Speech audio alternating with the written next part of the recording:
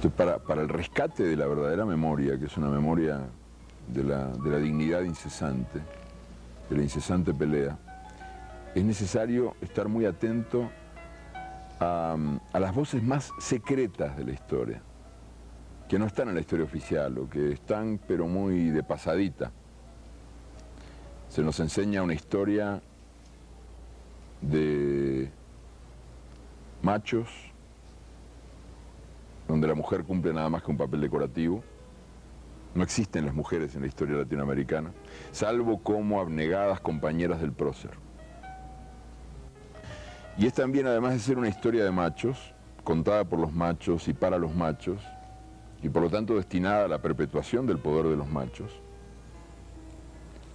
es una historia de blancos, absolutamente racista, donde de las rebeliones negras y de las rebeliones indígenas casi no se habla, o se habla como si fueran episodios de mala conducta, ¿verdad? El fiel servidor que traiciona al amo. Y es finalmente, bueno, también una historia de ricos, por supuesto, porque corresponde a la necesidad que los ricos tienen de justificar sus privilegios para poder transmitirlos por herencia. Herencia material, herencia cultural. El que tiene el poder tiene la palabra. Y es finalmente una historia de militares. Es una historia que parece un largo desfile militar, todos con el uniforme recién salido de la tintorería, unos señores con cara de mármol, con cara de bronce, nunca con cara de carne y hueso, caras nunca marcadas por las pasiones humanas, y que nada tienen que ver con uno o con la gente que uno encuentra en la esquina. Sería muy difícil encontrar un día en la historia de América donde no haya ocurrido algo. Y la historia se hace la sorda, la historia oficial, porque no le conviene recordarlo. No le conviene recordarlo porque eso contradice a los machos, a los blancos, a los ricos y a los militares. Y te digo a los machos porque buena parte de esas rebeliones fueron encabezadas por mujeres. Mujeres, al mismo tiempo que en lo que se suponía que era la civilización superior, en Europa las pobres tocaban el órgano, el clavicordio, no sé qué, y bordaban y esperaban marido, ¿no? Bueno, pues en América ocurría que entre los negros y los indios, numerosas mujeres ocupaban posiciones de mando. Y muchas de las mujeres que derrotaron a los ejércitos español o inglés, holandés o portugués o francés, fueron cuidadosamente escamoteadas en la documentación oficial, porque para un general europeo era una vergüenza pelear contra una mujer, si las mujeres eran inferiores.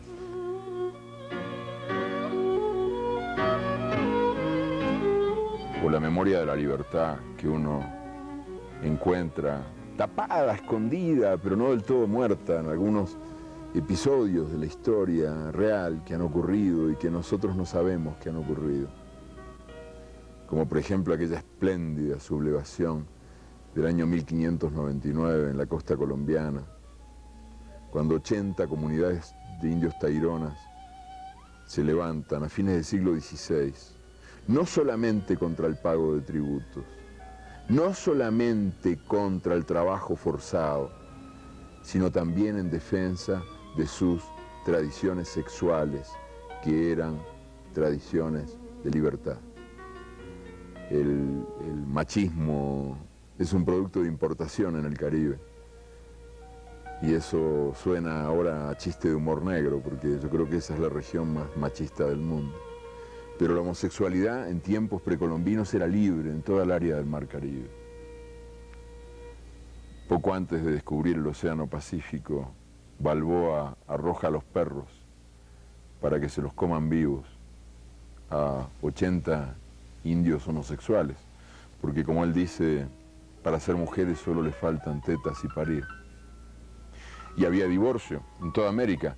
Esta idea de que uno quede encadenado para siempre, ¿verdad? La mujer al hombre, el hombre a la mujer, es una idea importada. En toda América las parejas se hacían y se deshacían según lo decidiera el amor, que en el fondo es el único que tiene derecho a decidirlo. Hasta entre los aztecas, que eran tan represivos, terriblemente represivos. Por ejemplo, condenaban el adulterio, castigaban el adulterio con la muerte. Pero hasta ellos tenían divorcio y por sola voluntad de la mujer. Hasta ellos. Bueno, por no hablar de otras culturas indígenas que vivían mucho más libremente. Pero con esto quiero decir que hay también una memoria de libertad que reivindicar, y una memoria de democracia, y una memoria de poesía. De poesía que está viva ahora, en la realidad de nuestros días.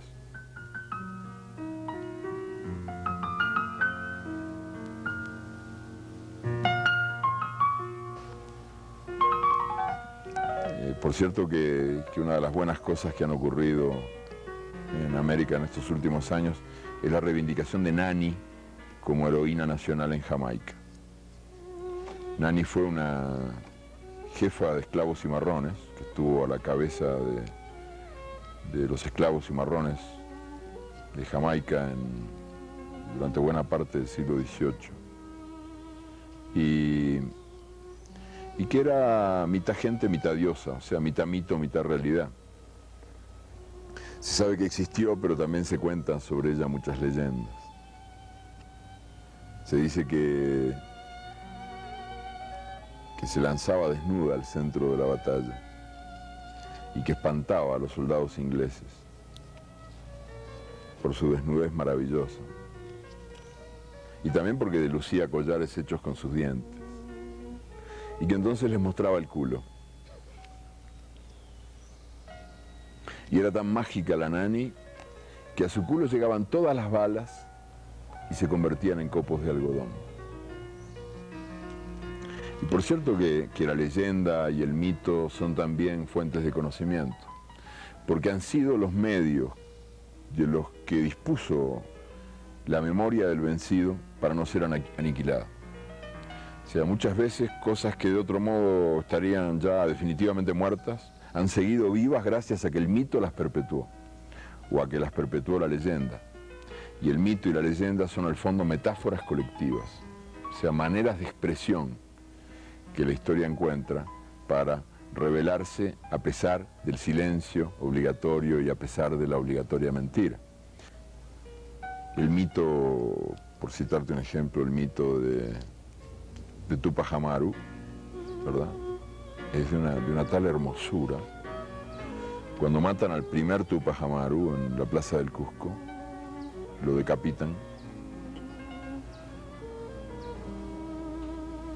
Nace el mito de inmediato, ¿verdad? Esa misma tarde nace el mito anónimo, inexplicable, misterioso, en la multitud que asiste llorando a la ejecución. El mito de la cabeza que va a encontrarse con su cuerpo. Y durante 2 siglos la gente sigue creyendo que aquella cabeza cortada se va a encontrar con su cuerpo. Y se encuentra. Porque 2 siglos después, exactamente 2 siglos después, se alza un cacique, de nombre ya ignorado, pero que elige llamarse con un nombre jamás olvidado, porque elige llamarse Tupac Amaru. Tupac Amaru II, el segundo Tupac Amaru, o quizás el primero, que ha vuelto al mundo tal como estaba anunciado, porque su cabeza se ha juntado finalmente con el cuerpo y que entonces se convierte en el protagonista de la revolución más formidable, de la rebelión popular más formidable que ha tenido lugar en el mundo andino en todos los tiempos. Continuamente hay mitos que yo te diría que más que enriquecer la historia la revelan, que la expresan, ¿verdad? Entonces me parece muy tonto no hacer caso de esos mitos como si no fueran científicamente posibles. Pero me resulta particularmente doloroso en países como este, como el Ecuador, por ejemplo, o como Guatemala, o como Perú, como México, que son países que tienen la suerte de contar con una población indígena, con una población aborigen inmensamente grande, y de la que tanto tendrían que aprender. Yo no termino de creer las cosas que a veces oigo, que en este país, en el Ecuador, se le grite verdugo al indio, como ocurre 2 por 3 en la calle. que se le grite verdugo a la víctima. Es parte del sistema de paradojas que hace que la cárcel de presos políticos en el Uruguay se llamara Libertad, por ejemplo. O parte del sistema de paradojas que hace que los indios, que debieran ser los privilegiados en América, porque fueron los primeros habitantes de estas tierras y son los depositarios de su mejor memoria, sean tratados como son tratados, los últimos de la fila. Aquí casi como los negros en Sudáfrica. Pero no solamente aquí. No solamente aquí. Se les niega el derecho de tener religiones. No pueden tener más que supersticiones. No practican arte, nada más que artesanía. No hablan lenguas, solo dialectos. En el fondo no son seres humanos, son nada más que recursos humanos. Brazos baratos, quizás disponibles, en los suburbios de las ciudades, a donde llegan corridos por el desamparo, para convertirse en mendigos, en putas, en delincuentes. Si algún sentido tiene la conmemoración de 1492, si algún sentido tiene, es el sentido inverso al sentido que se le está dando. Si algún sentido tiene esa conmemoración, tendría que ser una conmemoración de la resistencia, de la casi inexplicable capacidad de resistencia, de los más despreciados, de los más castigados, de los más perseguidos, que han sabido guardar para la humanidad entera, y no solo para ellos mismos, lo mejor de estas tierras, que es la memoria de la comunidad como posible modo de producción y de vida. América, que es hoy el centro del imperio de la codicia, puede ser mañana el centro de un mundo que sea una casa de todos y no un campo de concentración. Un mundo que sea lo que quizás el mundo quiso ser cuando todavía no era.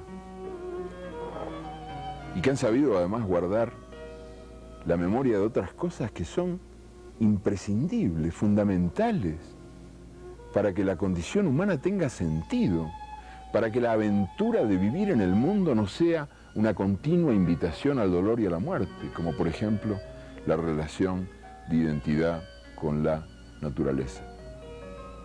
En un mundo como el nuestro, ¿verdad?, donde se ha envenenado el aire, se ha envenenado la tierra, se ha envenenado el agua, se ha envenenado el alma.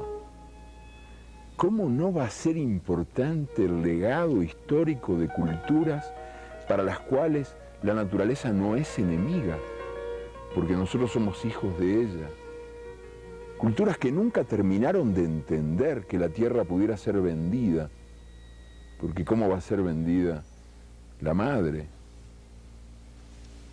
Y que también, por último, han sabido perpetuar para nosotros, para todos, una memoria de la libertad, de la democracia, de la dignidad.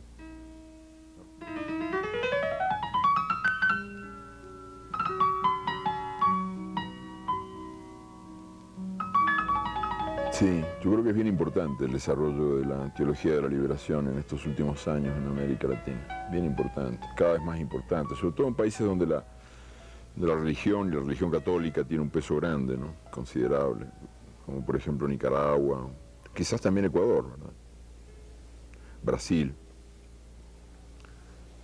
Importa un poco menos en el Uruguay o en Cuba, porque son países con menos proporción de creyentes, con una proporción menor de creyentes, o por lo menos de creyentes en eso, ¿no?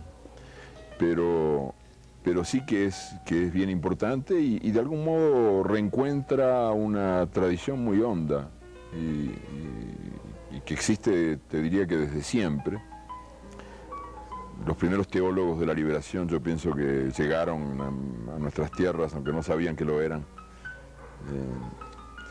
al mismo tiempo que llegaba la otra cruz, la que acompañó a la espada para bendecir sus crímenes. Es como algo así como la lucha de clases dentro de la iglesia, o como la iglesia reproduciendo en su seno las contradicciones de la sociedad donde actúa. Porque aquí también vinieron hombres como Bartolomé de las Casas, que llegó para hacerse rico y terminó viviendo al servicio de los pobres, o como Bernardino de Sahagún, que fue el primer antropólogo de América y el primero que rescató la memoria de los vencidos, y que los amó y se identificó con ellos. O curas como Vasco de Quiroga, que vinieron a devolverle a América la utopía que había salido de aquí, ¿verdad? Fueron marineros de Américo Vespucio los que contaron las historias que Tomás Moro recogió y que sirvieron de base a su famosa obra. Y entonces Vasco de Quiroga llegó a Michoacán y en Michoacán consiguió abrir un espacio propio, ajeno a la rapacidad colonial, que era un espacio de conservación de lo mejor de América, que es la comunidad y el modo comunitario de ser. Esta vieja manía americana de trabajar juntos, de vivir juntos, de comer juntos, de soñar juntos. Y tan bien lo hizo y tan a fondo lo hizo Vasco de Quiroga, el Tata Vasco, en el siglo XVI, que todavía en Michoacán los indios hablan de él como si estuviera vivo. Se habla del Tata Vasco como si anduviera por ahí, caminando por los caminos de ahora. Y esa era otra iglesia que también vino a América, ¿verdad? Al mismo tiempo que venía la iglesia de los bandidos, la iglesia del poder, la iglesia que venía actuando en nombre de un Dios que era algo así como un jefe universal de policía y que no admitía a otros dioses y que era enemigo de la libertad, un Dios del miedo que tanto daño hizo. Pero estaba el otro Dios, que yo creo que si existe es el verdadero, que era un Dios enamorado de la condición humana y que también vino aquí, ¿verdad?, para entenderse quizás con los dioses de antes, con los del sol, de la lluvia, con los dioses del amor. En el fondo eran todos dioses del amor y él también. Aunque el Dios de los cristianos, que fue el Dios que me formó, porque yo tuve una infancia católica, como supongo que todos ustedes, es el único de los dioses que nunca ha hecho el amor, ¿no? Y eso a mí, cuando dejé de creer en él, que no estoy muy seguro de que dejé de creer en él, pero en fin, como que empezó a darme pena. Empezó, a partir del momento en que uno prueba por primera vez la manzana, tenía como pena de él, ¿no? Porque casi todos los dioses de casi todas las religiones hacen el amor, o por lo menos lo han hecho. Y tan solo ahí rodeado de angelitos que no lo entienden, me daba como pena, ¿no? Bueno, pero yo pienso que sin embargo ese Dios que nunca ha hecho el amor es un Dios muy capaz de abrazos y que es un Dios de la dulzura y un Dios de la ternura y un Dios muy acompañante, y que ese es el Dios que trajeron aquellos primeros curas que no sabían que eran teólogos de la liberación o que estaban en esa corriente, y que por supuesto es una corriente que rescata lo mejor del cristianismo, que es la presencia de Cristo en el mundo, desde los pobres, junto a los pobres, la presencia redentora de Cristo en el mundo. Y así está la iglesia ahora, con ese Cristo redentor de un lado y del otro lado los mercaderes del templo, que no están fuera de la iglesia sino dentro, y que se dan la gran vida, y que en el fondo sueñan con clavar en la cruz bien, pero bien clavadito, a cuanto pescador anda por nuestras costas irradiando mensajes contra el imperio. Yo creo que en el fondo bien que les gustaría clavarlos bien clavaditos.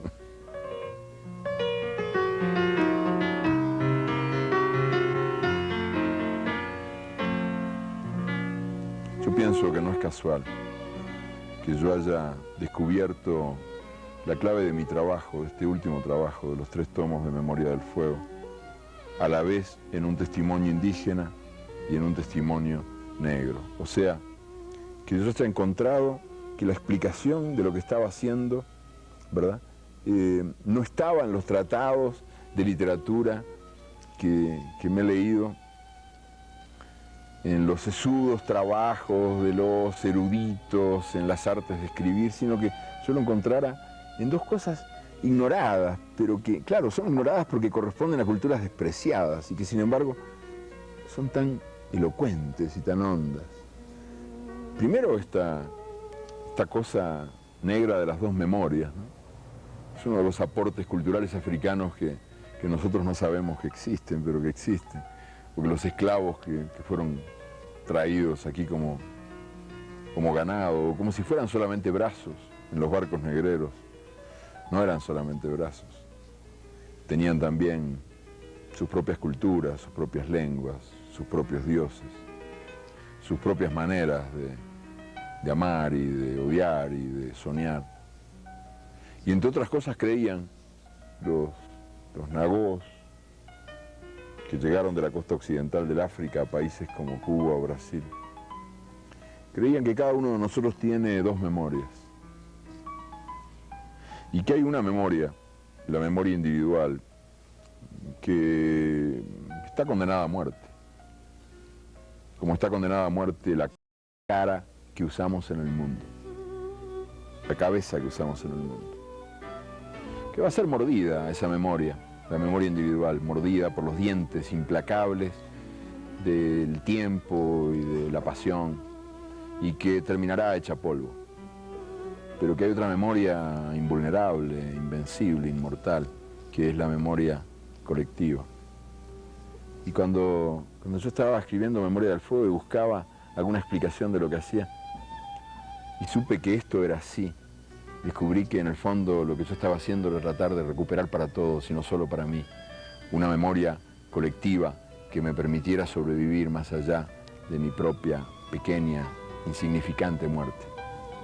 Y también sobre el hecho mismo de escribir, fue muy revelador para mí, una vez que estaba en la biblioteca en Madrid, ya llevaba como 8 o 9 horas, estaba a la silla, porque Memoria del Fuego fue una alegría de la mano, y también fue un tormento del culo. Horas y horas de biblioteca, 8 o 9 horas, leyendo un libro imposible, ¿verdad? Un libro de aquellos que yo creo que solamente yo tengo la paciencia, de un cura que escribió a principios del siglo XX, allá por 1908 o 10, cura boliviano, que estuvo viviendo con unos indios guaraníes que habían llegado al sur de Bolivia en busca del paraíso terrenal. Y a mí me interesa mucho la experiencia de los guaraníes como indios itinerantes en busca del paraíso, los nómades perseguidores del mundo sin mal y sin muerte. Porque en definitiva yo pienso que todos nosotros somos perseguidores del paraíso, que queremos bajar el cielo a la tierra y que a veces nos apuramos un poquito en eso y nos equivocamos, cometemos errores, pero ¿por qué no?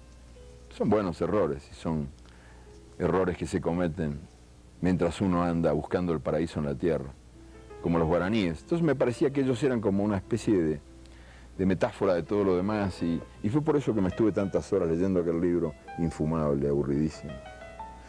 Porque hay gente que aburre lo que toca. Yo no entiendo cómo se puede hablar de estos temas tan bellos y que el resultado sea tan aburrido. Curiosa alquimia, al revés. Pero al final, como una recompensa, encontré lo que buscaba sin saber que buscaba. Había un vocabulario de estos indios, los indios chiriguanos, que son guaraníes establecidos en Bolivia, perseguidores del paraíso que llegaron a las espaldas del imperio de los incas, mucho antes que los españoles. Y en ese vocabulario había una pequeña historia reveladora de todo, pero sobre todo reveladora de la responsabilidad del oficio de escribir. A principios del siglo XVIII habían llegado allí unos curas franciscanos, y esos curas franciscanos traían a las alforjas libros. Los indios chiriguanos nunca habían visto libros, jamás. No sabían lo que era el papel porque nunca lo habían visto, y no tenían palabra para llamarlo. porque uno solo tiene palabras para llamar lo que existe o para llamar lo que necesita. Y ellos no sabían que el papel existía ni sabían que podían necesitarlo. Y cuando preguntaron a los curas qué era eso, los curas les dijeron que esa era una cosa que servía para enviar mensajes a los amigos que están lejos. Y cuando los indios supieron que el papel era una cosa que servía para enviar mensajes a los amigos que están lejos, resolvieron llamarlo piel de Dios. Y ese es el nombre que el papel tiene en lengua chiriguana, piel de Dios. Y cuando yo lo supe, descubrí que en el fondo lo que uno hace escribiendo es eso, mandar mensajes a los amigos que están lejos, a los amigos que uno conoce y a los millones y millones de amigos que uno no conoce, pero que se hacen amigos a través de esa suerte de abrazo que es la ceremonia de la lectura. Y que esa era, al mismo tiempo, mi alegría y mi responsabilidad.